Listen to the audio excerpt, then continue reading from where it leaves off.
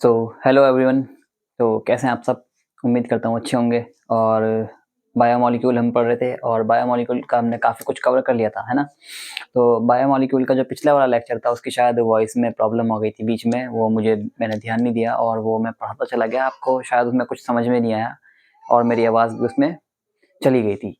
तो cholesterol topic था और प्लाज्मा मेम्ब्रेन, शायद, हाँ मुझे आई थिंक ये याद है। प्लाज्मा मेम्ब्रेन और कोलेस्ट्रॉल जो था वो आपको ढंग से समझ में नहीं आया था और शायद एक वो मैंने चार्ट बनवाया था उसका बॉन्ड का, वो भी आपको समझ में नहीं आया होगा। तो हम उसको भी अभी पहले कवर करेंगे, फिर आगे का जो हमारा आज का लेक्चर है, आज हम कार्बोहाइड्रेट पढ़ेंगे। लिपिड हमने सबसे पहले वाले लेक्चर में पढ़ लिया था, तो मैं लिपिड आपको थोड़ा सा रिवाइज करा देता हूँ।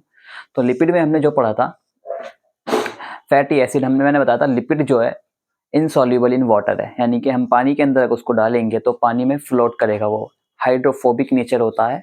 और लिपिड के अंदर आता है हमारे पास fatty acid, fat, cholesterol, lipid खुद, ठीक है ना, और स्टीरॉयड, ये सब हमारे लिपिड्स के अंदर आते हैं।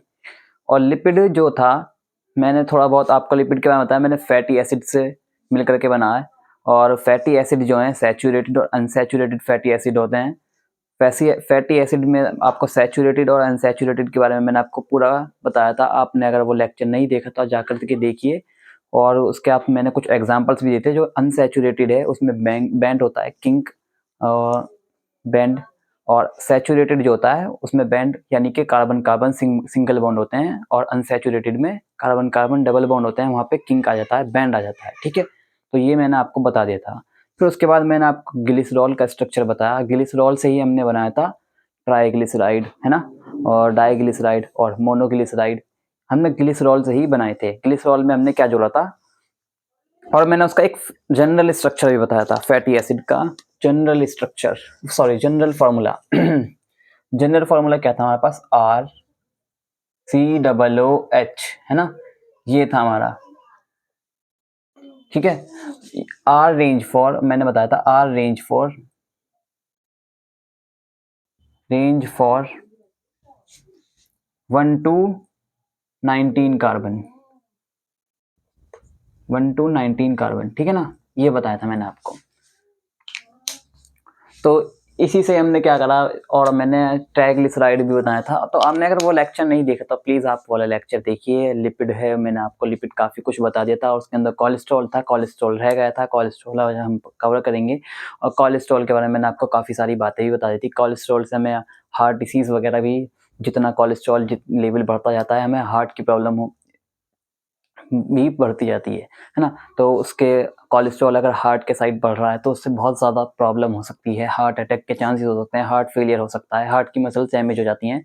और क्या होता है उससे, कैड नाम की एक डिसीज़ जो आपने बॉडी फ्लूइड्स वाले चैप्टर में पढ़ा होगा, उसमें लिखी हुई है, कोरोनरी आर्टरी डिसीज़ एथेरोस्क्लेरोसिस हो सकता है। क्या होता है उसमें, आर्टरी जो होती है, आर्टरी के अंदर कोलेस्ट्रॉल एक्यूमुलेट हो जाता है, कोलेस्ट्रॉल इकट्ठा हो जाता है। कोलेस्ट्रॉल के इकट्ठा होने से आर्टरी के अंदर तो जो ब्लड का फ्लो है वो सही से नहीं हो पाता है, वो स्लो हो जाता है और वो रुकने लगता है, ठीक है ना। ब्लड का फ्लो जब वो रुकने लगता है तो हार्ट में बहुत ज़्यादा पेन होता है, एंजाइना, चेस्ट पेन भी उसी की वजह से हो सकता है। और इस तरीके की मतलब तरह-तरह की हार्ट की प्रॉब्लम आ जाती है कोलेस्ट्रॉल के बढ़ने से, ठीक है। तो हम पहले कोलेस्ट्रॉल पढ़ लेते हैं। कोलेस्ट्रॉल का जो एनसीईआरटी ने दे रखा है, 1 मिनट मैं ज़रा डस्टर देख लूँ अपना। हाँ, तो मैंने ये रब कर दिया है। और हाँ, मैं ये बताने वाला था कि जो मतलब इसके बाद बायोमॉलिक्यूल के बाद हम सेल चैप्टर पढ़ेंगे, और सेल चैप्टर मैंने सोचा है बिल्कुल शुरुआत से, यानी कि बिल्कुल ज़ीरो लेवल से स्टार्ट करूँ, यानी कि जिसको बायोलॉजी के बारे में कुछ भी नहीं पता, कुछ आता जाता नहीं है, ख़ास तौर से यूपी बोर्ड वाले बच्चे होते हैं। और उन सभी के लिए जो भी 8 क्लास, 9, 10th, 11, 12th, यानी कि कोई भी क्लास में है या फिर किसी भी क्लास में नहीं है, वैसे ही अगर जनरल नॉलेज भी लेना चाहते हैं तो उस बेसिस पर मैंने उस चैप्टर को डेडिकेट करना की सोचा है, ठीक है ना। तो उस बेसिस पर हम उस चैप्टर को पढ़ेंगे कि हमें थोड़ा बहुत तो पता होना चाहिए ही चाहिए, और बिल्कुल बेसिक से पढ़ेंगे हम, और वो चैप्टर बहुत अच्छा होने वाला है, ठीक है। तो आप जल्दी-जल्दी उस चैप्टर को उस चैप्टर का जो मैंने पोस्ट करा है उसको शेयर करिए अपने फ्रेंड्स के पास। और उस चैप्टर की जो वीडियो है वो शायद, हाँ, 15 तारीख में मैं अपलोड करने की कोशिश करूँगा, ठीक है। तो हम क्या कर रहे थे, कोलेस्ट्रॉल, कोलेस्ट्रॉल कोलेस्ट्रॉल। तो कोलेस्ट्रॉल क्या है? कोलेस्ट्रॉल है ड्राइव लिपिड। ड्राइव लिपिड यानी कि एक लिपिड का ही डेरिवेटिव है ये, ठीक है, लिपिड की ही एक फॉर्म है। तो ड्राइव लिपिड में हमारे पास दो लिपिड आते हैं, एक स्टेरॉइड स्टेरॉइड आता है और दूसरा आता है हमारे पास कोलेस्ट्रॉल, यही, ठीक है ना, कोलेस्ट्रॉल, ये खुद। ड्राइव लिपिड में हमारे पास क्या आता है? स्टेरॉइड और कोलेस्ट्रॉल। स्टेरॉइड्स तो आपको पता होगा, स्टेरॉइड हार्मोन होते हैं, स्टेरॉइडल हार्मोन होते हैं, स्टेरॉइडल हार्मोन्स होते हैं, हार्मोन होते हैं। और दूसरा जो है हमारे पास, दूसरा मेडिसिन्स भी आती हैं इसकी, मेडिसिन्स के अंदर भी होता है, ठीक है ना, स्टेरॉइडल मेडिसिन जैसे प्रोगेस्टासर्ट है ना, प्रोगेस्टासर्ट और एलन क्या है, तो जिसमें प्रोगेस्टेरॉन होता है और टेस्टोस्टेरोन के लिए आती है, ठीक है ना। तो ये सब आते हैं स्टेरॉइड्स के अंदर। और कोलेस्ट्रॉल तो हम चल ही रहा है, कोलेस्ट्रॉल के अंदर जो एनसीईआरटी ने दे रखा है, एक स्ट्रक्चर दे रखा है कुछ इस तरह से।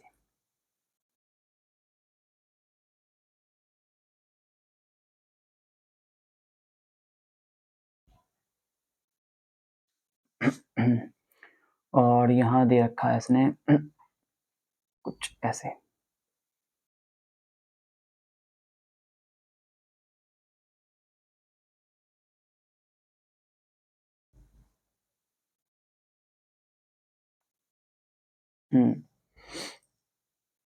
और यहाँ ऐसे, और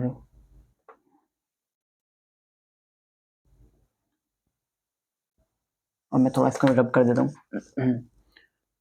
और ये कुछ ऐसे, ठीक है। ये स्ट्रक्चर एनसीईआरटी ने बना रखा है और आप अपनी कॉपी में चेक कर लीजिएगा एक बार, यही स्ट्रक्चर दे रखा है उसने।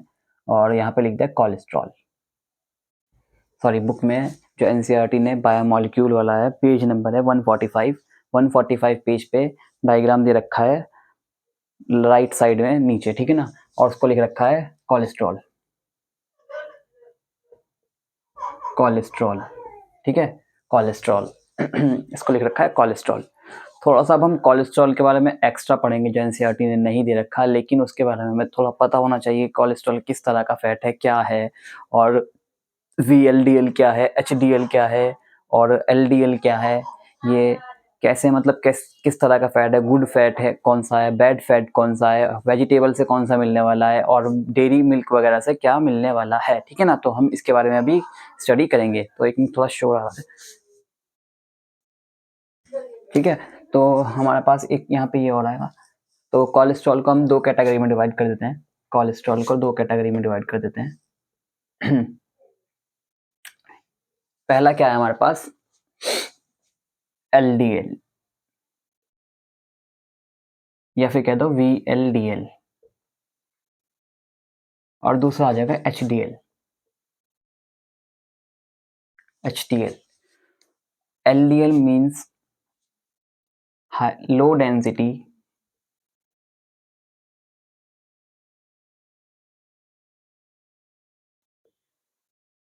लिपोप्रोटीन,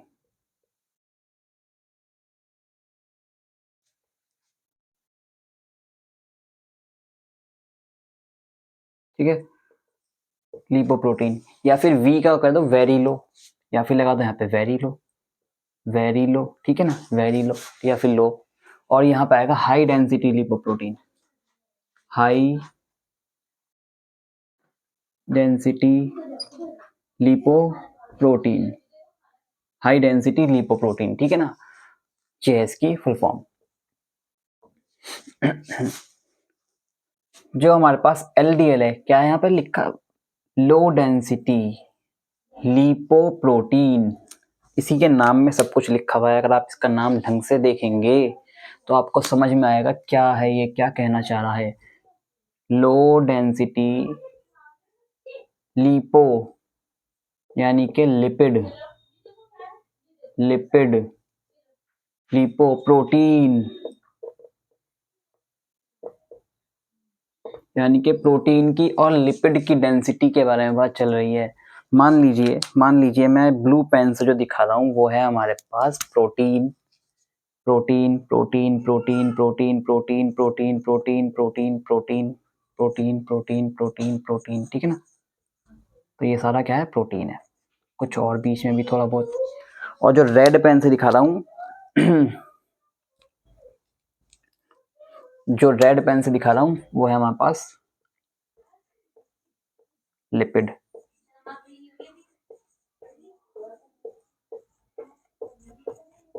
और बीच में भी लिपिड, ठीक है। और जो ब्लू वाला है थोड़ा सा इसको कम कर देते हैं, यहाँ पे भी क्या कर देते हैं, रेड ही कर देते हैं थोड़ा सा, यानी कि ब्लू वाला कम है हमारे पास और रेड वाला है ज्यादा।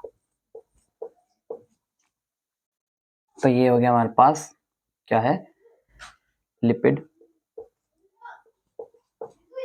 लिपिड और ये जो है हमारे पास ब्लू वो है प्रोटीन।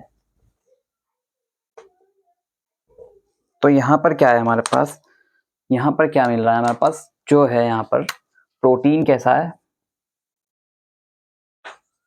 कम, लेस, ठीक है ना। और जो लिपिड है, लिपिड लिपिड है बहुत ज्यादा बहुत ज्यादा बहुत ज्यादा, है ना। ऐसे ही अगर यहाँ पर देखें, हम इधर देखें तो हमारे पास ये प्रोटीन स्ट्रक्चर बनाते हैं, protein protein protein protein protein protein. ये जो डायग्राम में बना रहा हूँ मैं, प्रोटीन प्रोटीन इस तरह से, और बीच में भी प्रोटीन प्रोटीन प्रोटीन प्रोटीन।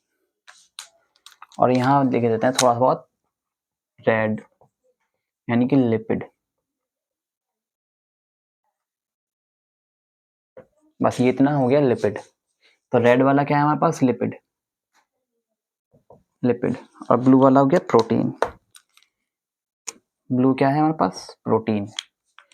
तो अब देखिए यहाँ प्रोटीन कितना है, प्रोटीन क्या है यहाँ पे ज्यादा, प्रोटीन क्या है यहाँ पे ज्यादा, और लिपिड क्या है, लिपिड क्या है, कम, ठीक है। लिपिड क्या है, कम, बहुत कम है। तो जिसमें ज्यादा प्रोटीन होगा वही तो हमारे लिए ज्यादा हेल्दी होगा, वही तो ज्यादा अच्छा होगा। प्रोटीन वाली चीज ज्यादा होती है, खाना चाहिए, है ना। तो प्रोटीन ज्यादा फायदेमंद होगा, और जो जिसमें ज्यादा लिपिड होगा वो नुकसान देने होगा। तो ऐसे ही ये क्या होगा, हमें ज्यादा नुकसान देगा, इसमें क्या है, लिपिड ज्यादा, तो क्या नुकसान देगा, तो इसको हम कह देंगे बैड, बैड कोलेस्ट्रॉल, यानी कि सैचुरेटेड होगा, ये सैचुरेटेड होगा ये, ठीक है। और जो में ये मिलने वाला है हाई प्रोटीन है जिसके अंदर, यानी कि हाई डेंसिटी लिपोप्रोटीन है, ये होगा गुड, ठीक है। और ये होगा अनसैचुरेटेड, अनसैचुरेटेड, ठीक है ना। ये होगा अनसैचुरेटेड, आप लिख लेना, तो जगह नहीं है। तो हमारे पास ये कैसा होने वाला है, गुड और अनसैचुरेटेड, और ये बैड होगा, सैचुरेटेड होगा सैचुरेटेड होगा। तो और ये जो हमें मिलेगा, ये मिलेगा हमें, ये मिलेगा हमें मीट से, मीट हो गया, और butter, butter and dairy fats, dairy fat, sorry dairy product से, क्या कर रहा हूँ, डेयरी प्रोडक्ट, डेयरी प्रोडक्ट्स, ठीक है ना। और ये जो हमें मिलेगा, मिलेगा वेजिटेबल ऑयल, वेजिटेबल ऑयल, ठीक है। ये हमें वेजिटेबल से मिलने वाला है, ये गुड वाला है। और ये मिलेगा हमें मीट, बटर या डेयरी प्रोडक्ट्स, यानी कि डेयरी प्रोडक्ट, दूध, दही, मट्ठा वगैरह आप खाते हैं, लस्सी वगैरह पीने जाते हैं डेयरी में, ठीक है ना। तो वहां पर ये हमें मिलेगा। तो इसके बारे में इतना था। और ये जो होता है, ये जो होता है सॉलिड होता है, सॉलिड होता है रूम टेम्परेचर पे, सॉलिड एट रूम टेम्परेचर, ठीक है। और ये होता है लिक्विड, और ये लिक्विड होता है रूम टेम्परेचर पर। तो ये कैसा होगा, लिक्विड होगा रूम टेम्परेचर पर, और ये सॉलिड होता है, यानी कि इसको ज़्यादा टेम्परेचर चाहिए होता है, यानी कि ज़्यादा गर्म टेम्परेचर होना चाहिए इसके लिए, इसको लिक्विड स्टेट में आने के लिए, लेकिन ये जो है लिक्विड ही होता है रूम टेम्परेचर पर।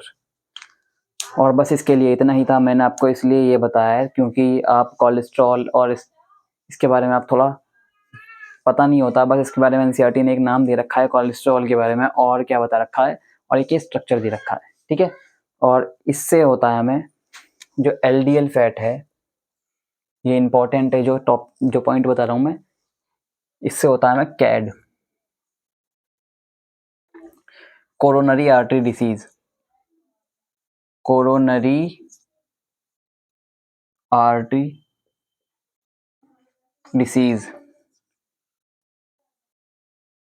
Coronary artery disease, coronary artery disease जो है एथीरोस्क्लेरोसिस, ये हम कह सकते हैं क्या होता है, एथीरोस्क्लेरोसिस, एथीरोस्क्लेरोसिस, ठीक है, एथीरोस्क्लेरोसिस। अभी बिल्कुल जस्ट बताया मैंने आपको, आर्टरी के अंदर कोलेस्ट्रॉल एक्यूमुलेट हो जाता है, उसके एक्यूमुलेशन से ब्लड फ्लो में प्रॉब्लम आती है, हार्ट ढंग से ब्लड को पंप नहीं कर पाता है, और चेस्ट पेन होता है, एंजाइना हो सकता है, हार्ट अटैक हो सकता है, ये तरह तरह के कॉजेज उससे हो सकते हैं, ठीक है। तो इतना आपने कोलेस्ट्रॉल कर लिया, तो कोलेस्ट्रॉल में मैंने इतना ही था, वो जो वॉइस ब्रेक हो गई, वॉइस चली गई, ठीक है। और इसके बाद हम थोड़ा प्लाज्मा मेम्ब्रेन पढ़ लेंगे, उसके बाद फिर हम अपना आज का कार्बोहाइड्रेट वाला टॉपिक कवर करेंगे। तो इसको मैं रब कर देता हूँ, ठीक है, वीडियो। हमारा जो टॉपिक है अब अगला प्लाज्मा मेम्ब्रेन, ठीक है, प्लाज्मा मेम्ब्रेन। प्लाज्मा मेम्ब्रेन जो है सेल के अंदर होती है, पता है आपको। और जैसे कि हम दिखा देता हूँ आपको थोड़ा सा कुछ, जैसे हमारे पास ये सेल है, सेल बना रहा हूँ मैं अब, सेल, मैंने सेल बना लिया ये, और इसके अंदर ये न्यूक्लियस है, न्यूक्लियस है, और ये मान लीजिए मेरे पास क्या माइटोकॉन्ड्रिया बना दी। अब माइटोकॉन्ड्रिया के बारे में आप थोड़ा बहुत तो सुना ही होगा, माइटोकॉन्ड्रिया, माइटोकॉन्ड्रिया, माइटोकॉन्ड्रिया हो गया। और ये गोल्जी बॉडी बनाते हैं, गोल्जी बॉडी, ये क्या है, गोल्जी, गोल्जी। और ये बनाते हैं, मान लो राइबोसोम हो गया, नहीं राइबोसोम नहीं लेते हैं, यहाँ ले लेते हैं वैक्यूल, ले लो वैक्यूल, ठीक है, वैक्यूल ले लो,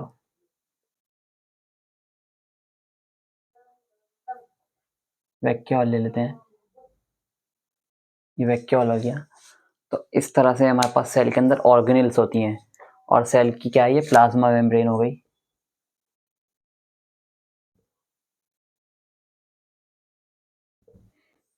अब देखिए मैंने जितनी भी ऑर्गेनेल बनाई हैं सारी की सारी कवर अप हैं, सबके पास क्या है, अपनी एक मेम्ब्रेन है ना। कंपार्टमेंटलाइजेशन तभी तो है सेल के अंदर, क्या है इसके अंदर, कंपार्टमेंटलाइजेशन। क्या है इसके अंदर, जो यूकैरियोटिक सेल है,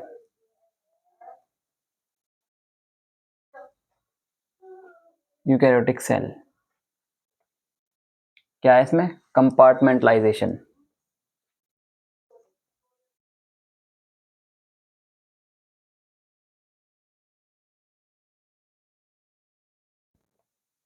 कंपार्टमेंटलाइजेशन यानी कि छोटे छोटे कंपार्टमेंट, कमरे बने हुए हैं, ये सोचिए कमरे बने हुए हैं, एक घर है हमारे पास, कोई खाली हॉल बनाया पहले हमने, उसके हॉल के अंदर हमने छोटे छोटे कमरे डिवाइड कर दिए। और ये कमरे जो हैं, ये कमरे जो हैं हमारे पास, कमरे जो हैं ये मेम्ब्रेन है एक, है ना। ये सारी ऑर्गेनल जितनी भी हैं, ये ये सब कवर अप हैं,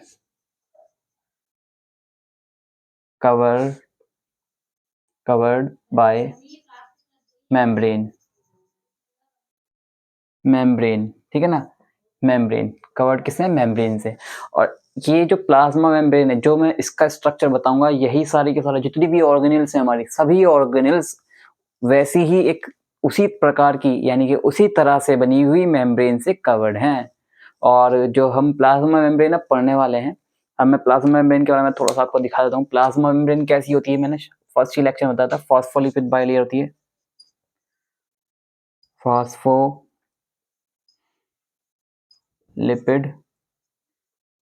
बाई लेयर, फॉस्फोलिपिड बाइलेयर होती है। इसमें फास्फोरस का ग्रुप आ जाता है, एक फास्फोरस, ठीक है ना, फास्फोरस और लिपिड भी है, और 2 लेयर है इसकी, बाई लेयर, ठीक है ना। और फास्फोरस जो है हमारे पास H3PO4, और लिपिड जो है हमारे पास, लिपिड आपने पढ़ ही लिया है ना, लिपिड तो पढ़ ही लिया है। लिपिड के अंदर आता है हमारे पास लिपिड आता है हमारे पास डाइग्लिसराइड, डाइग्लिसराइड, ठीक है, लिपिड आता है डाइग्लिसराइड। तो अब हम इसका स्ट्रक्चर बनाना देखेंगे थोड़ा सा, फिर उसके बाद हम अगर अपना जो मेन टॉपिक है हमारा कार्बोहाइड्रेट का टॉपिक है, और कार्बोहाइड्रेट को हम अच्छे से पढ़ेंगे। तो मैं इसको रब कर देता हूँ, ओके, इतना आप देख लीजिए, ठीक है। तो आपने कर लिया होगा। तो हमारे पास क्या है, प्लाज्मा मेम्ब्रेन फॉस्फोलिपिड बाइलेयर, इस नाम से ही हम चलेंगे, फॉस्फोलिपिड बाइलेयर से ही। तो हमें क्या चाहिए होगा, H3PO4 एक। तो आपको कुछ स्ट्रक्चर बता रहा हूँ मैं उनके, और उनका नाम भी बता रहा हूँ आपको, वो लर्न करना होगा, और उसी से हम आगे बढ़ेंगे, ठीक है। तो ये क्या हो गया हमारे पास, फॉस्फोरिक एसिड,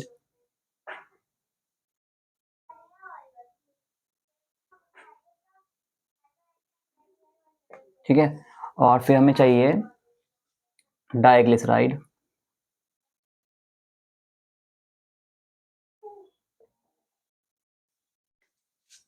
या डाइग्लिसराइड में आप लीजिए ग्लिसरॉल, ले लीजिए ग्लिसरॉल, क्या लेंगे आप, ग्लिसरॉल,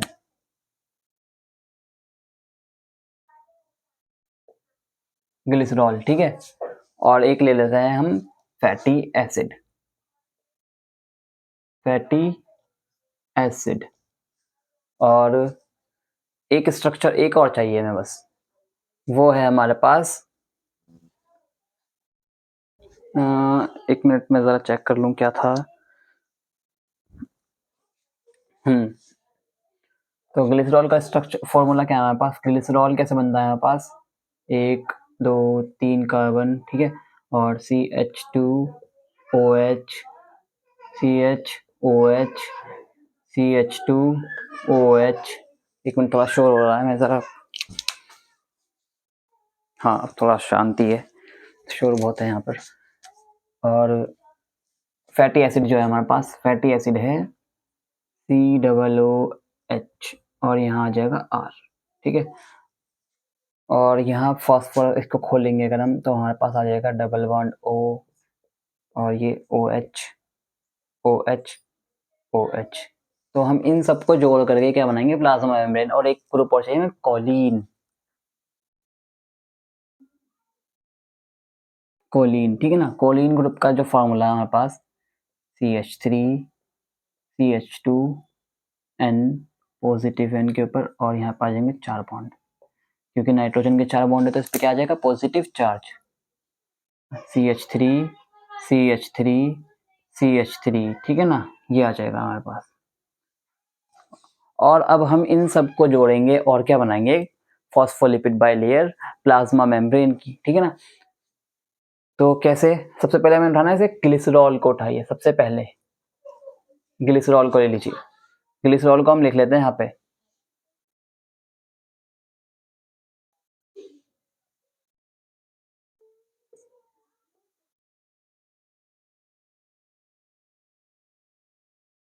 ये कर देता हूँ, है ना। और अब क्या करना है, अब मुझे लेकर आना है यहाँ पे फैटी एसिड, फैटी एसिड लेकर आना है मुझे यहाँ पे। फैटी एसिड को मैं लेकर आता हूँ यहाँ पे, और मुझे एक नहीं, यहाँ पे मैंने एक ही तो लिखा है, मुझे 2 फैटी एसिड चाहिए पूरे। तो कैसे लेकर आऊंगा, मैं यहाँ पे लिखा हूँ COOH, या फिर मैं इसको लिख देता हूँ, इसको लिख देता हूँ मैं HOOC और यहाँ आ जाएगा R, HOOC और यहाँ आ जाएगा R, ऐसे, ठीक है। और यहाँ पे क्या होगा अब, hydrolysis of water, hydrolysis of water, hydrolysis of water. और यहाँ पे कौन सा बॉन्ड बन जाएगा, एस्टर बॉन्ड। यहाँ से क्या निकल जाएगा, वाटर, ठीक है, यहाँ से निकल जाएगा वाटर।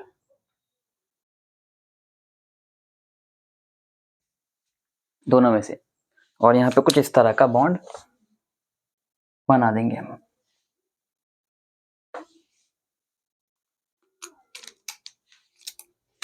यहाँ पे कुछ इस तरह से बॉन्ड बना देंगे।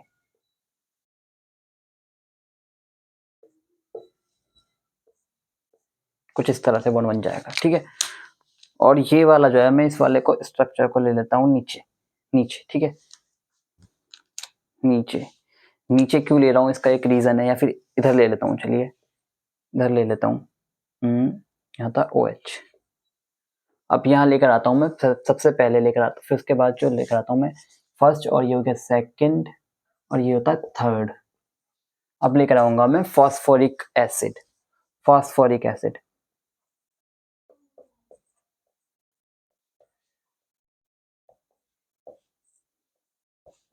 ठीक है, इस तरह से लेकर आ गया। और यहाँ पर भी क्या करना है हमें, हाइड्रोलाइसिस ऑफ वाटर कर देना है, हाइड्रोलाइसिस ऑफ वाटर कर देना है, हाइड्रोलाइसिस ऑफ वाटर कर देना है। वाटर निकल जाएगा यहाँ से भी, और यहाँ का जो बनेगा कुछ इस तरह से बॉन्ड बन जाएगा, ठीक है। अभी देखिए, ये जो बॉन्ड बना है, अब ये हमारा जो बॉन्ड है, ये बॉन्ड है फॉस्फो एस्टर बॉन्ड, फॉस्फो और ये एस्टर बॉन्ड, ये फॉस्फो, रेड पेन से दिखा देता हूँ मैं आपको। ये है हमारे पास फॉस्फो, और ये हो गया एस्टर, फॉस्फो एस्टर बॉन्ड।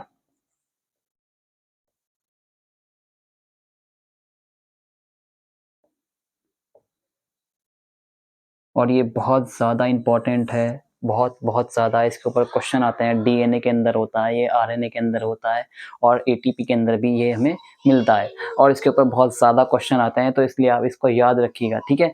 क्या है हमारे पास, phospho ester bond, phospho ester bond. अब क्या करना है, हमें कॉलिन लेकर आना है, कॉलिन ग्रुप लेकर आना है, और कॉलिन ग्रुप को मैं यहाँ ब्लू पेन से लिख देता हूँ, कॉलिन हमारे पास 4th नंबर पे आ जाता है ये, ठीक है।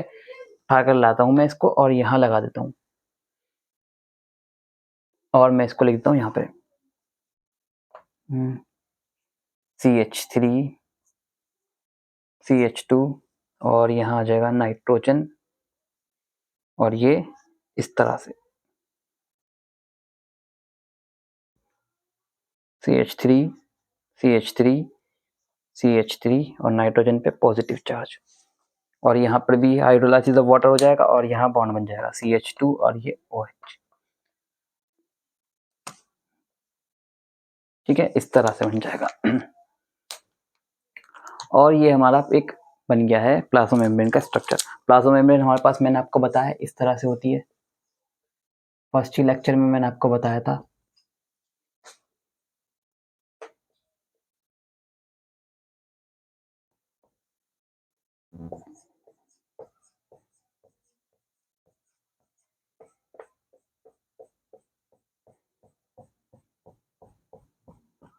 इस तरह से होती है ना। और ये है हमारे पास पोलर हेड, पोलर हेड, और ये है हमारे पास नॉन पोलर टेल,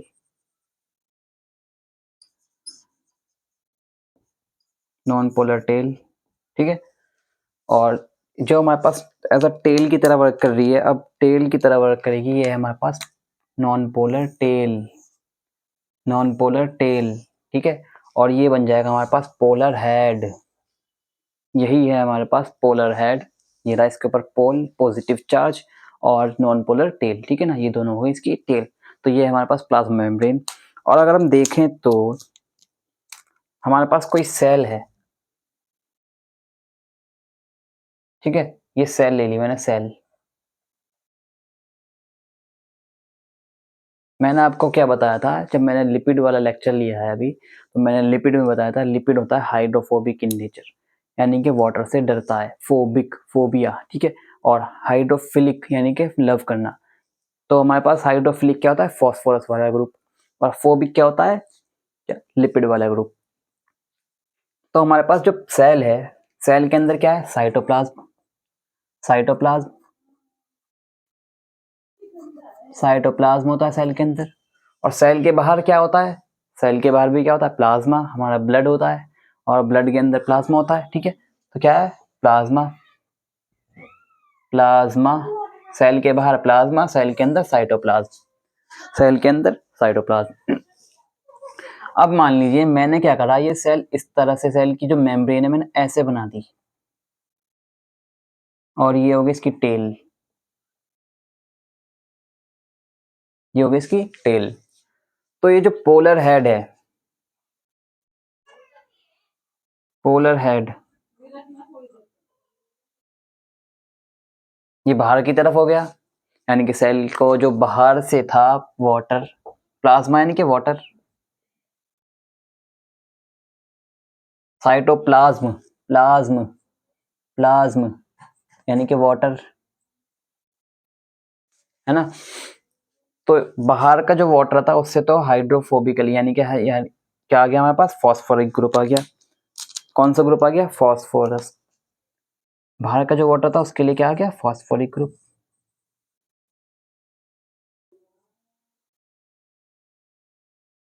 ठीक है ना। ये क्या है, हाइड्रोफिलिक है,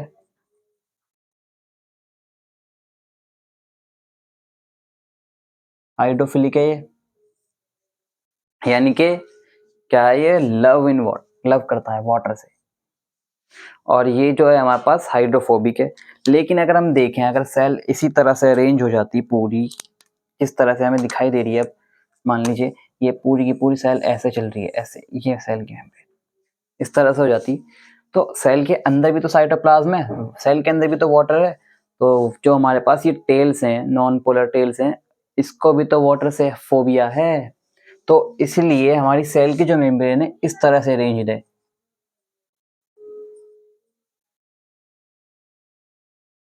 यहाँ पर भी हेड है, ठीक है, और ये इस तरह से, इस तरह से, और ये पूरा का पूरा इस तरह से पूरी सेल के अंदर ऐसे अरेंज्ड है।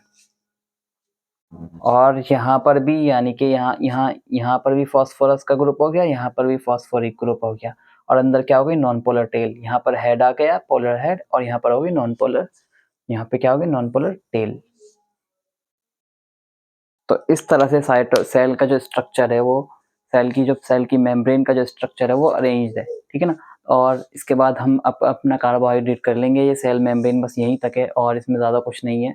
और इसके बारे में हम अच्छे से डिटेल में जो पढ़ेंगे सेल चैप्टर में पढ़ेंगे, जो मैं अब 15 तारीख को लेक्चर बनाऊंगा, यानी कि लेक्चर अपलोड करूंगा।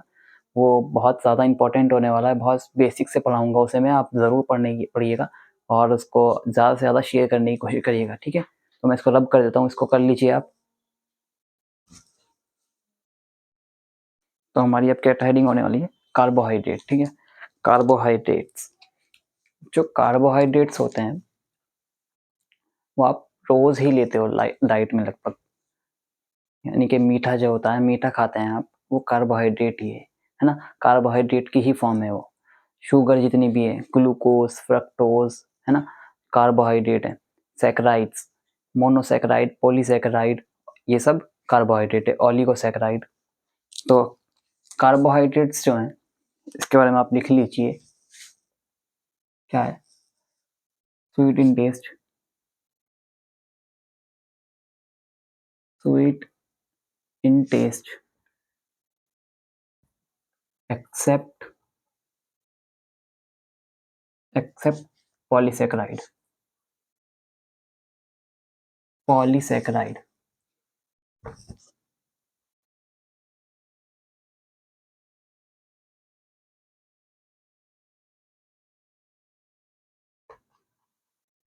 ठीक है। और क्या, इसको कह सकते हैं हम शुगर, या फिर कह दो saccharide. Saccharide.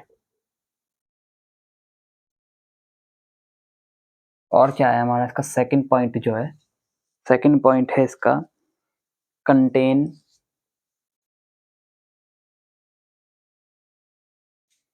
Carbon, hydrogen and oxygen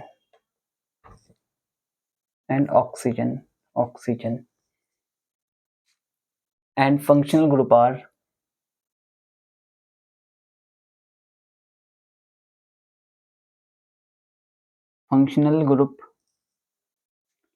functional group either aldehyde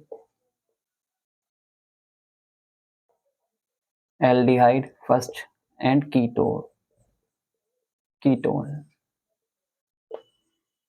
ketone aldehyde group होता है CHO, ये होता है, और कीटोन ग्रुप होता है R, यहाँ पे लगा लो R, ठीक है, इस तरह से R, RC double bond O और ये R, और R तो आपको पहले ही बता दिया, R यानी कार्बन की रेंज होगी, R कार्बन की रेंज होगी, और minimum number of carbohydrate, minimum number of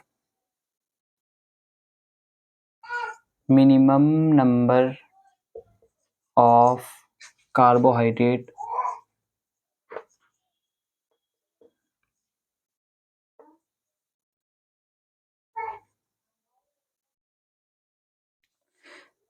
minimum number of carbon,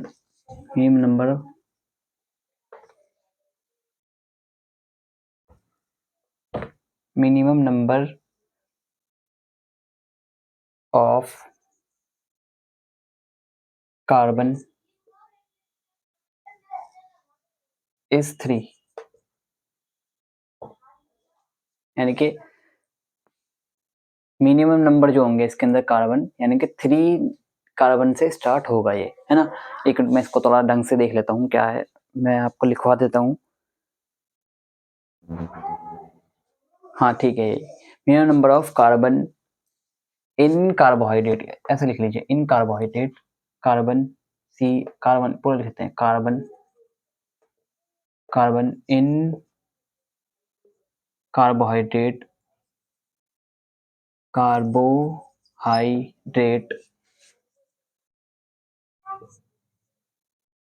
are 3, ऐसे लिख लेते हैं, ठीक है, इतना है। और जो एल्डिहाइड और कीटोन ग्रुप इसके अंदर आते हैं। अब लिखेंगे हम, इतना आप कर लें, और मैं इसको रब कर देता हूँ। क्या यहाँ पे देख लेते हैं, क्वेश्चन देख लेते हैं, पहले क्वेश्चन लिख लेता हूँ, इतना आप इतने करिए इसको। क्वेश्चन है हमारे पास, which is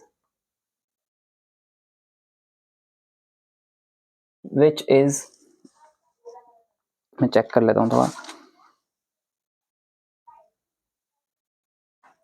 simplest carbohydrate,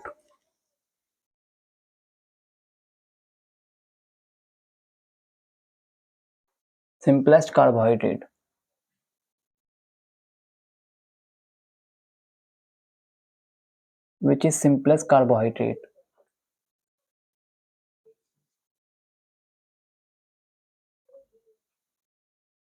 ठीक है, ये है हमारे पास question. A diose, B triose, C ribose and D hexose. तो ये है हमारे पास, विच इज सिंपलेस्ट कार्बोहाइड्रेट, या यहाँ हेक्सोज और राइबोज ना लिख करके लिख लेते हैं हम डाइसैकेराइड,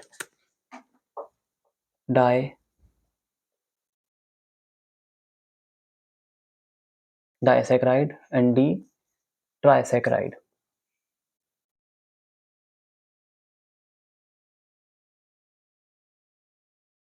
ट्राइसैकेराइड ये आएगा। इसको मैं रब कर देता हूँ।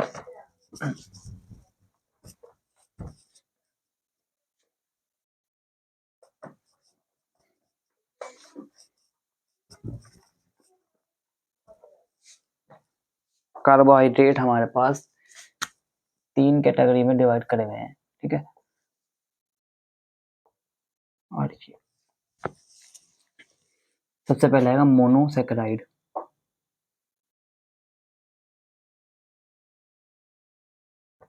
सैकेराइड,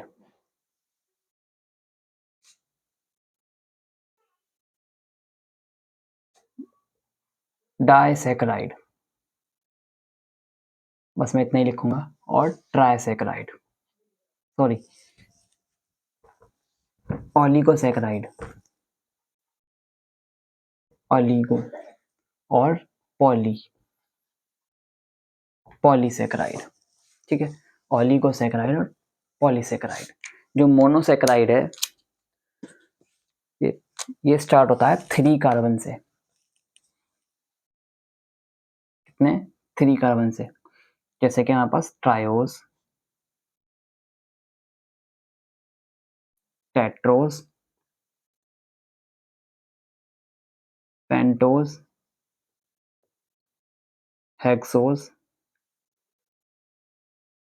और हेप्टोस। ये कितना होता है? Up to 7 carbon. 3 up to 7 carbon. 3 carbon up to 7 carbon. Okay, ये है। जो हमारे पास पेंटोज है, इसके अंदर आता है राइबोज,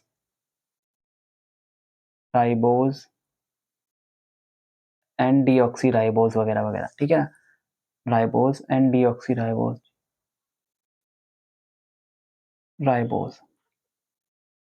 ये जो होती है हमारे पास आरएनए के अंदर होती है राइबोज शुगर, और ये होती है डीएनए के अंदर। ये होती है डीएनए के अंदर। और जो हेक्सोस शुगर है हमारे पास, हेक्सोस शुगर रहता है, इसका एग्जांपल है हमारे पास ग्लूकोज, मैनोज,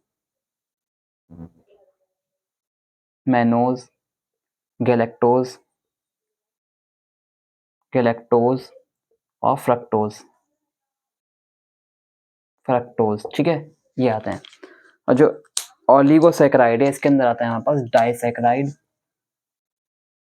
देखो पहले इसके बारे में थोड़ा सा लिख देते हैं। जो मोनोसैकेराइड है, मोनोसैकेराइड यानी कि एक मोनोसैकेराइड, तो ऐसे हो जाएगा। अब 2 मोनोसैकेराइड को आप जोड़ दोगे तो आ जाएगा आपके पास ओलिगोसैकेराइड, और 3 मोनोसैकेराइड को जोड़ दोगे तो ओलिगोसैकेराइड के अंदर आ जाएगा ट्राइसैकेराइड, ठीक है, क्या आएगा। तो हमारे पास क्या है? डाइसैकेराइड। क्या है यहाँ पे? More than one monosaccharide. More than one monosaccharide.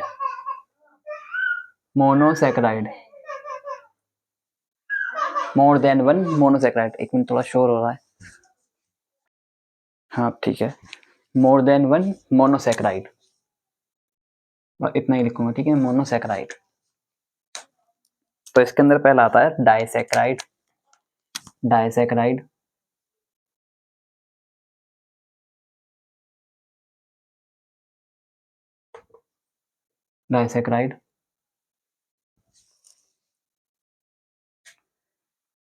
और सेकंड जो है हमारे पास ट्राइसैकेराइड।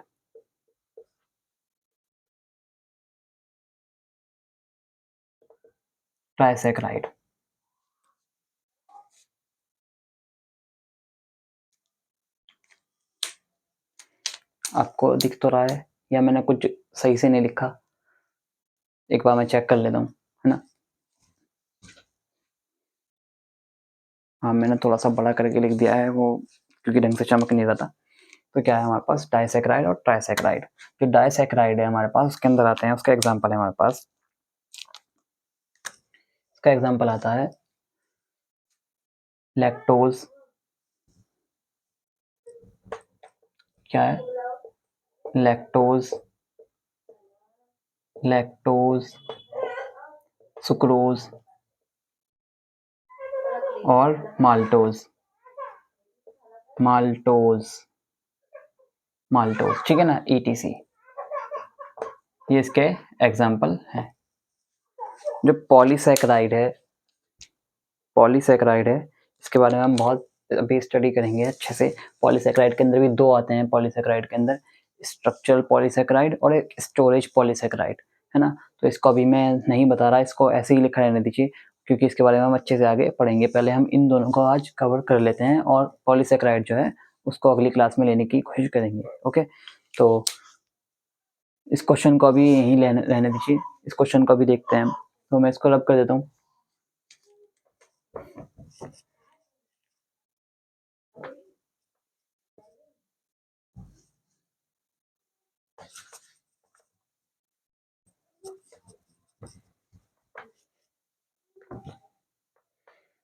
जो हमारे पास एक पॉइंट है, पॉइंट लिख लीजिए। पॉइंट क्या है हमारे पास,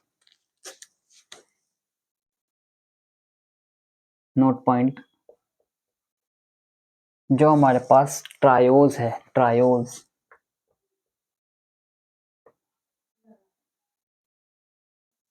ये है सिंपलेस्ट कार्बोहाइड्रेट, सिंपलेस्ट कार्बोहाइड्रेट,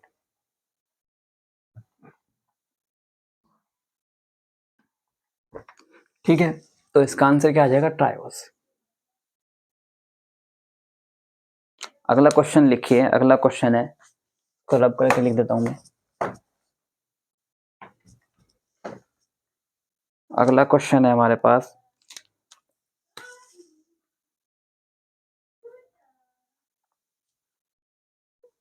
अगला क्वेश्चन है हमारे पास glucose and mannose, glucose, glucose को सिर्फ और सिर्फ मैं इतना ही लिख देता हूँ, ठीक है ना, GLUE, ग्लूकोज। आप समझ जाना कि ये मैंने क्या लिखा है, glucose. Glucose and mannose, mannose are epimer, epimer at dash position, ठीक है, इतना है question. Option A C2 position, option B C3 position, option C C4 position, option D C6 position, है ना। ये है हमारे पास। अभी एपीमर के बारे में हम जानेंगे, एपीमर क्या है और ग्लूकोज का स्ट्रक्चर कैसा है, फ्रक्टोज का स्ट्रक्चर कैसा है, मैनोज का स्ट्रक्चर कैसा है, ये सब हम अभी देखते हैं। तो लिखेंगे अब आप, पहले देखते हैं एक क्वेश्चन और लिख लीजिए पहले। राइबोज और राइबुलोज, राइबोज एंड राइबुलोज,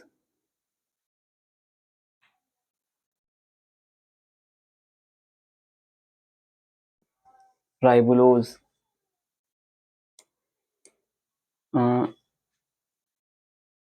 इसके बारे में लिखेंगे which is incorrect with respect to, आपको लिखना है which is incorrect with respect to ribose and ribulose, ठीक है। क्या लिखना है, which is incorrect, which is incorrect ribose and ribulose, यानी कि इनके रिगार्डिंग क्या बात गलत है।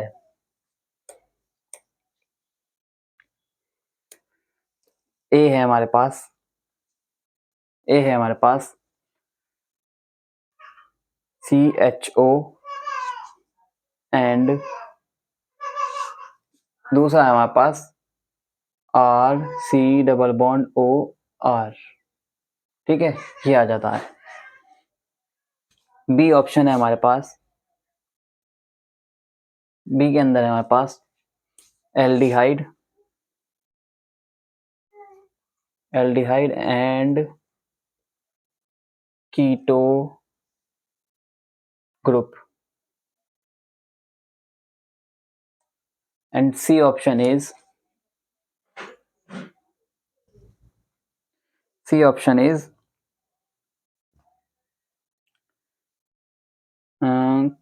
hydro hydroxyl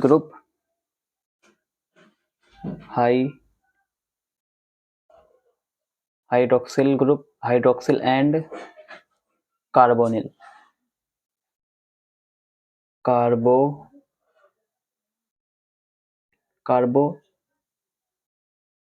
ग्रुप, ठीक है ना, कार्बोनिल ग्रुप, ये है हमारे पास, क्या है, carbonyl group and hydroxyl group और carbonyl group, and D option is none of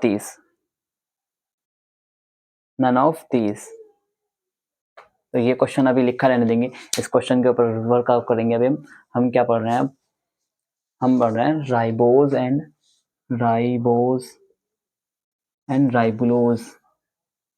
ribulose इसका स्ट्रक्चर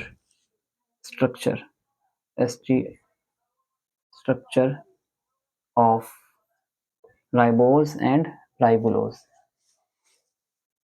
तो राइबोज पेंटोज से बना हुआ है ना, पेंटोज यानी कि 5 कार्बन का, तो उसमें मैंने बताया राइबोज डीएनए के आरएनए के अंदर आता है और डीऑक्सी राइबोज डीएनए के अंदर आता है। तो 5 कार्बन का है ये, कैसे हमारे पास CHO और 1 2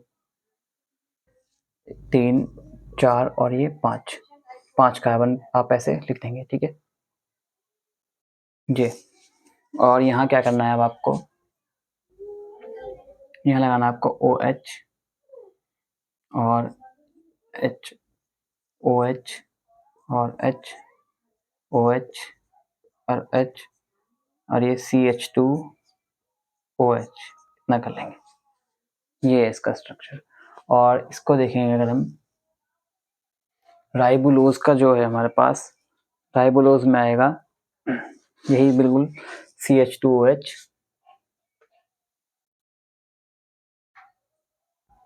2 3 4 5 कार्बन ऐसे लिख लेंगे। और उसके बाद जो सेकंड कार्बन है उस पर लगा देंगे डबल बॉन्ड इस तरह से, और यही बिल्कुल सेम अब यहाँ पे लिख देंगे CH2OH OH H इस तरह से, ठीक है ना। तो ये राइबोज और राइबुलोज में है। अब देखिए इसमें क्या डिफरेंस है, इसमें आ गया यहाँ पे एल्डिहाइड ग्रुप, क्या है, एल्डिहाइड ग्रुप, ठीक है। और ये जो यहाँ पे कीटोन ग्रुप है, ये ऊपर देखिए R हो गया और नीचे क्या हो गया, R, है ना। मैंने बताया था कीटोन ग्रुप कैसा होगा, R C पे डबल बॉन्ड और ये हो जाएगा R, यही तो है। और मैंने इसके बताया एल्डिहाइड का क्या होगा, R और COH, ये हो जाएगा। तो ये कौन सा ग्रुप हो गया, कीटोन ग्रुप, ये है हमारे पास कीटोन ग्रुप। तो इतना कर लिया आपने। और फिर उसके बाद हम पढ़ेंगे ग्लूकोज का स्ट्रक्चर, मैनोज का स्ट्रक्चर और गैलेक्टोज का स्ट्रक्चर, और उसके बाद और फ्रक्टोज का स्ट्रक्चर, तो ठीक है ना। तो अब ये देखिए क्वेश्चन क्या कह रहा है, राइबोज में और राइबुलोज में हमें इनकरेक्ट बात बतानी है, गलत क्या है। राइबोज के अंदर क्या होता है, CHO ग्रुप, बिल्कुल सही है। राइबुलोज के अंदर कीटोन ग्रुप, बिल्कुल सही है। एल्डिहाइड ग्रुप है ना, CHO यानी कि एल्डिहाइड, कीटो ग्रुप यानी कि ये कीटो ग्रुप, ये हाइड्रोक्सिल और कार्बोनिल, ये दोनों भी याद रखना है आपको। ये देखिए हाइड्रोक्सिल, और ये हो गया कार्बोनिल, कार्बन से कार्बन ही जुड़े हुए हैं और ऑक्सीजन डायरेक्ट जुड़ा हुआ है कार्बन से, तो ऐसे ग्रुप को कहते हैं हम कार्बोनिल, और ऐसे ग्रुप को कहते हैं हम जिससे हाइड्रोजन भी अटैच होता है हाइड्रोक्सिल। तो इसका आंसर क्या आ जाएगा, नन ऑफ दीज। तो ये सारी बातें सही हैं, तो इस क्वेश्चन को लिखिए, बहुत इंपॉर्टेंट क्वेश्चन है। ये क्वेश्चन आपको अलग अलग फॉर्म में मिल जाएगा, इसमें बहुत सारे, इस क्वेश्चन से बहुत सारे अलग अलग तरह के क्वेश्चन बन जाते हैं। तो मैं इसको रब कर देता हूँ। शुगर का जनरल फॉर्मूला लिख लीजिए आप। शुगर का जनरल फॉर्मूला क्या है, CH2O या फिर लिख सकते हैं इसको और करके CnH2n और ON। ये कैसे, मान लीजिए मैंने क्या लिया, मैंने ले लिया इसमें मैंने लिया ट्रायोज शुगर ले ली, मैंने ट्रायोज शुगर ले ली, ट्रायोज ट्रायोज ठीक है ना। तो ट्रायोज के लिए मुझे कितने, 3 कार्बन चाहिए, C3 C3, और क्या चाहिए मुझे, तो जब मैंने N पे 3 लगा दिया, N जगह मैंने डाल दिया 3, तो यहाँ भी 3 रखूंगा, यहाँ भी 3 रखूंगा, तो ये कितने हो जाएंगे 6H6, वो कितने हो जाएंगे 3, और इसका जो फॉर्मूला बन जाएगा हमारे पास C3H6O3, और इसका जो स्ट्रक्चर होगा ऐसे होगा, C 3C मैंने लिख दिया, और ये हो जाएगा CHO और CHOH CH2OH, इस तरह से, है ना। और अगर मैं इसको लिखूं कीटो की फॉर्म में, ये एल्डिहाइड की फॉर्म में लिखा है मैंने, अरे ये मैंने हाइड्रोजन यहाँ लगा दिया, इसको ऐसे लिख दो, अच्छा है, ठीक है। और इसको अगर मैं कीटो की फॉर्म में लिखूं तो क्या हो जाएगा, CH2OH C double bond O और CH2OH, और इसका नाम है हमारे पास, इसका नाम है हमारे पास ग्लिसरॉल्डिहाइड।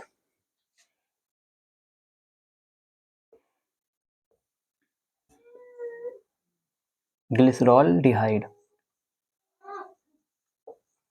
और इसका नाम है डी हाइड्रोक्सी एसीटो, डिहाइड्रोक्सी, क्या है इसका नाम, डिहाइड्रोक्सी एसीटोन, क्या है ये, कीटोन, तो क्या हो जाएगा डिहाइड्रोक्सी एसीटोन, डिहाइड्रोक्सी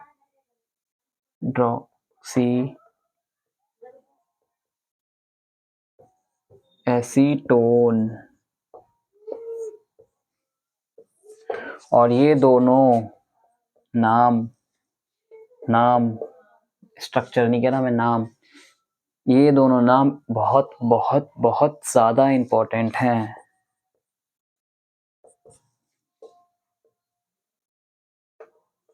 क्यों, ये आपके फोटोसिंथेसिस वाले चैप्टर में आएंगे, ये आपके रेस्पिरेशन वाले चैप्टर में आएंगे, रेस्पिरेशन इन प्लांट्स, तो उसमें बस यही दोनों बहुत ज़्यादा चलते रहते हैं, ठीक है ना। और फोटोसिंथेसिस में तो आपको इसके बारे में और इसके बारे में बहुत ज़्यादा पढ़ने को मिलेगा, तो ये आप बहुत ज़्यादा इंपॉर्टेंट है, आप इनको बहुत अच्छे से याद रखना। ग्लिसरॉल्डिहाइड भी कुछ होता है, और एसिड डिहाइड्रोक्सी एसीटोन फॉस्फेट भी कुछ है, और इनका स्ट्रक्चर भी आप चाहे याद रख लेंगे। और ये क्या हो गया, ये कौन सा ग्रुप है हमारे पास, एसिड एल्डिहाइड ग्रुप, इसलिए तो कहा इसको ग्लिसरॉल्डिहाइड, एल्डिहाइड ग्रॉल्डिहाइड, ठीक है ना, ग्लिसरॉल्डिहाइड।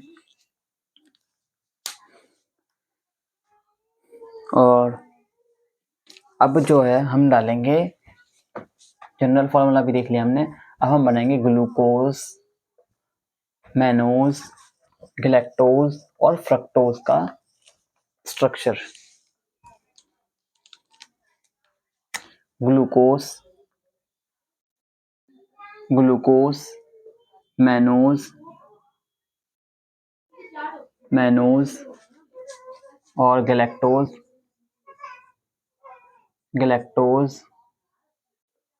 और ये मैं रब कर देता हूँ, और फ्रक्टोज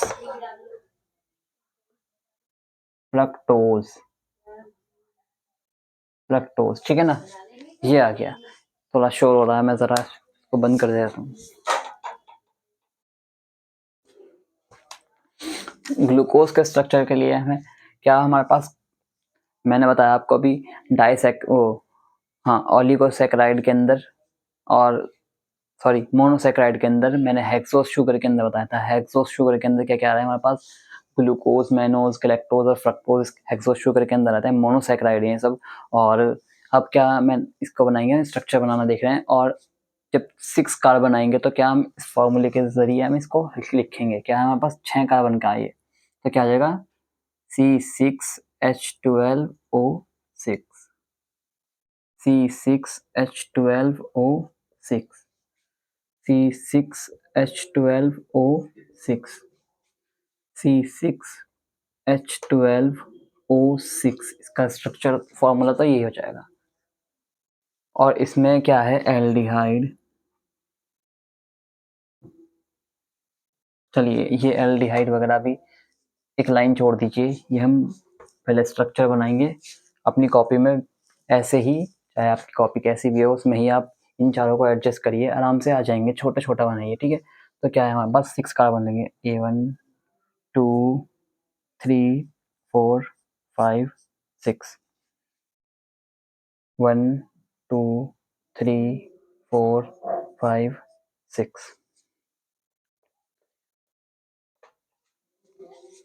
1 2 3 6 1 2 3 4 5 6 इसको कर देते हैं नीचे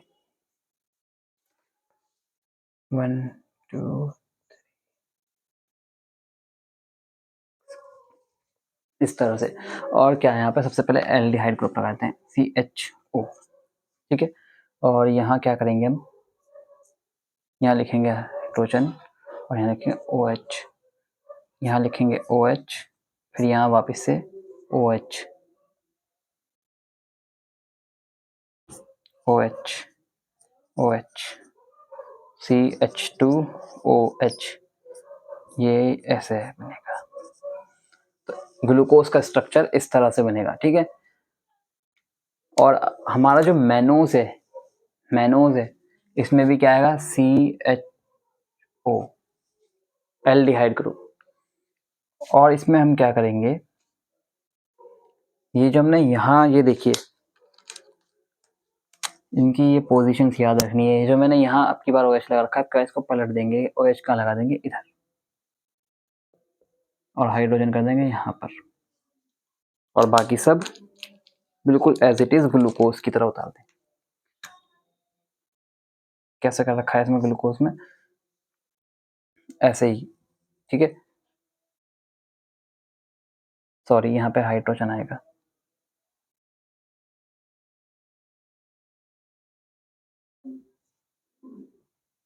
ऐसे।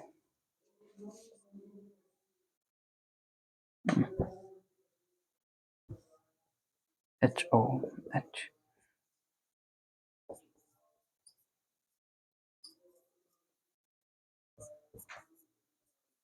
ये।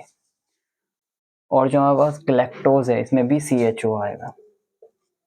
और इसमें क्या करना है हमें, यहाँ पे तो लगा देना है इस तरह से, और ये क्या हो जाएगा, बाकी का नीचे का हिस्सा हो जाएगा चेंज।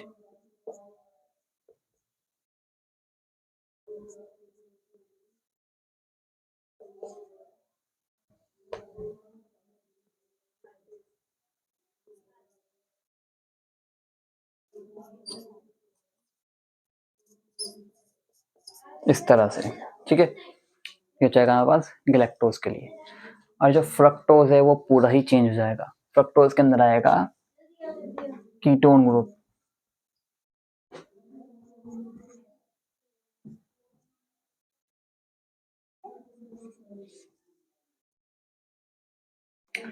हाँ, एक बार मैं इसका स्ट्रक्चर चेक कर लेता हूँ किस तरह से बना रखा है।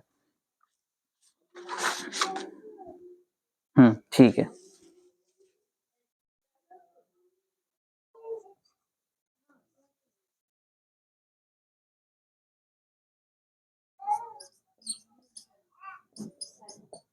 ठीक है ना? ये इस तरह से बना रखा है। तो इसमें क्या कर रखा है, ये 4th कार्बन को मैं कर देता हूँ रेड मार्कर से, है ना? तो कर देता हूँ मैं रेड मार्कर से। इसको देखिए, और इसको, और ये तो ऐसे ही रहने देंगे, और इसको रेड मार्कर से कर देता हूँ इसको सी, इस तरह। तो हमने क्या किया इसमें, एक ग्लूकोज के स्ट्रक्चर की ही, ऐसा लग रहा है जैसे ये ग्लूकोज का स्ट्रक्चर है और ये भी ग्लूकोज का ही है और ये भी ग्लूकोज का है। बस हमने क्या करा, इनकी पोजीशंस को इधर उधर को चेंज कर दिया और उसके बाद इसका नाम भी चेंज हो गया। ऐसे ही तो लग रहा है, और ऐसा ही है इसके अंदर। ठीक है, तो एक कार्बन के ऊपर, एक सिंगल कार्बन के ऊपर जब ऑक्सीजन और हाइड्रोजन की, है ना, एक सॉरी एल्कोहल या फिर कोई भी उसके ऊपर फंक्शनल ग्रुप लगा हुआ हो एक कार्बन के ऊपर, उनकी पोजीशंस चेंज हो जाती हैं, तो उसको कहते हैं हम एपीमर। सेम कार्बन के ऊपर पोजीशंस का चेंज हो जाना, सेम सिंगल कार्बन के ऊपर पोजीशंस का चेंज हो जाना, किसका, फंक्शनल ग्रुप की पोजीशंस का चेंज हो जाना, क्या कहलाता है, एपीमर। तो हम देखेंगे, अगर ग्लूकोज को देखिए, ग्लूकोज का, तो सेकंड कार्बन पे, थर्ड कार्बन पे ग्लूकोज के, नहीं, ग्लूकोज के सेकंड कार्बन पे देखिए,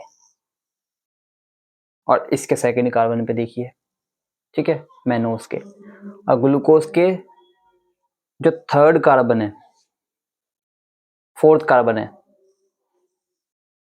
और गैलेक्टोज का जो फोर्थ कार्बन है, इसको देखिए।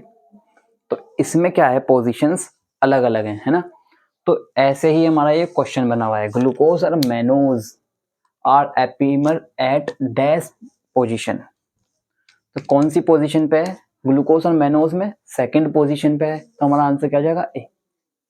इस तरह से है ये। तो अगला क्वेश्चन ऐसे भी बन सकता है, glucose and galactose are epimer at dash position. तो कौन सी पोजीशन पे है, C4 पोजीशन पे हो गया। ठीक है ना, इस तरह से ये क्वेश्चन बने हुए हैं। तो इतना कर लीजिए, और इसमें ज़्यादा कुछ है नहीं बताने वाला। तो इसमें हमारे पास क्या है, एल्डिहाइड ग्रुप, एल्डिहाइड, एल्डिहाइड, और इसमें आ जाएगा कीटोन, कीटोन ग्रुप। ठीक है ना, कीटोन ग्रुप, ये कीटोन ग्रुप ही तो है। तो मैं इसको रब करता हूँ, अब आप इसको कर लीजिए। ठीक है, तो मैंने कुछ पॉइंट लिख दिए और एपीमर की डेफिनेशन लिख दी है, तो आप ये लिख लीजिएगा अपनी कॉपी में। एपीमर की डेफिनेशन क्या है, epimer, same molecular formula but different in position of a single carbon. ठीक है, यानी कि उस सिंगल कार्बन की पोजीशन पे क्या डिफरेंस होंगे, है ना? फंक्शनल ग्रुप जो लगा हुआ है, OH उधर पहुंच जाएगा और H इधर की साइड आ जाएगा, इस तरह से। फिर उसके बाद हमने क्या देगा, glucose and mannose are epimer at C2 position और glucose and galactose are epimer at C4 position. ठीक है, ये है। तो इतना आप कर लीजिए, और उसके बाद ये, इसके बाद जो है हम एक छोटा सा कॉन्सेप्ट है वो करेंगे, उसके बाद क्लास एंड हो जाएगी और ज़्यादा नहीं हो पाएगा। ऑलिगोसैकेराइड हम अगली क्लास में लेंगे, तो मैं कर बता देता हूँ आपको जल्दी से, टाइम बहुत ज़्यादा हो गया है।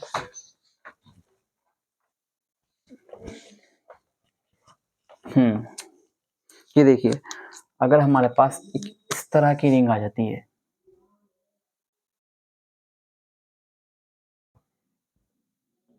तो उसको हम कहते हैं पायरॉन, पायरॉन।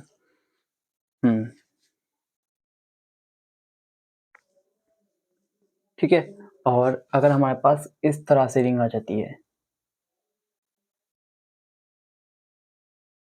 तो उसको हम कहते हैं फ्यूरॉन।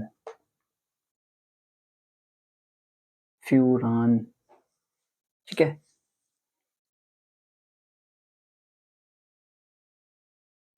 और एफ से फ्यूरान और एफ से फ्रक्टोज, ये हमें रिंग मिलती है फ्रक्टोज के अंदर। ये किसके अंदर मिलती है? फ्रक्टोज के अंदर। और ये पायरोन रिंग है, ये मिलती है हमें ग्लूकोज के अंदर। अब हमें क्या करना है? ग्लूकोज की ऐसी रिंग बना देनी है। ग्लूकोज का स्ट्रक्चर मैं जल्दी से बना देता हूँ। यहाँ पे ग्लूकोज का स्ट्रक्चर क्या है? 1 2 3 4 5 6 CHO। और यहाँ पर क्या था? H OH और OH H OH OH H।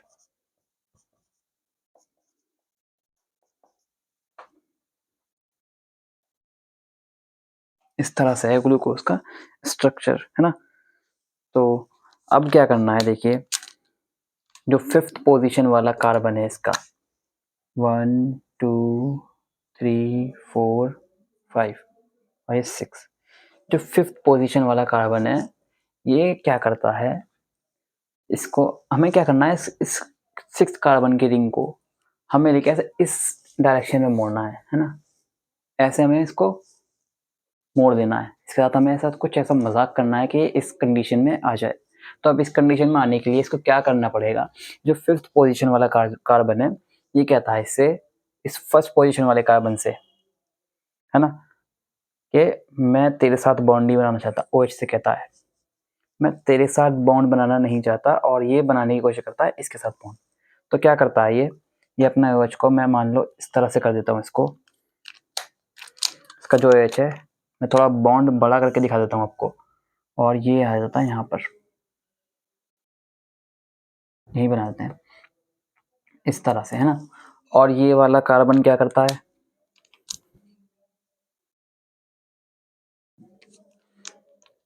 ये इन दोनों को आगे लेकर आ जाता है,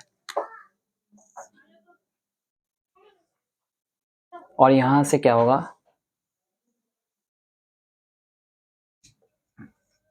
वाटर निकल जाएगा, है ना। और यहाँ क्या हो जाएगा? कुछ इस तरह से बन जाएगा।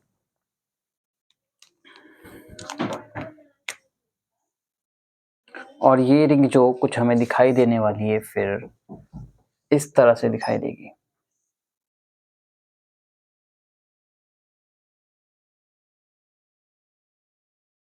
इस तरह से दिखाई देगी। और एक यहाँ और एक ऐसे, यहाँ लगा देते हैं OH H OH H, ऐसे और ये ऐसे। हाँ ठीक है, सॉरी, ये O आएगा, ये ले लेते हैं हम यहाँ पर। वो अपनी मर्जी है, मतलब कहीं भी ले लो, ज़रूरी नहीं है, मतलब लेकिन मुझे ऐसा थोड़ा बुक में, मतलब बुक ज़्यादातर बुक्स में इस तरह से मेंशन लिखा हुआ है, तो मैंने इसी तरह से लिख दिया इसको, ठीक है। और यहाँ जो आएगा हमारे पास CH2OH, और यहाँ OH H OH H, इस तरह से।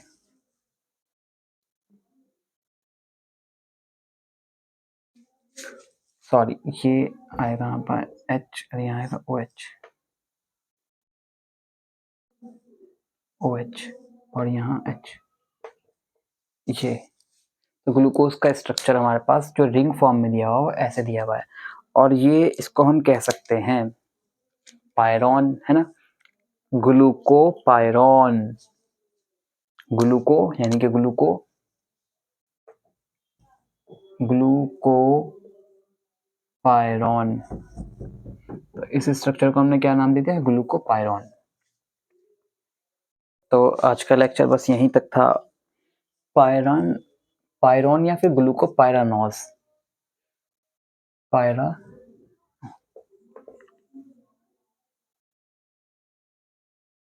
ग्लूको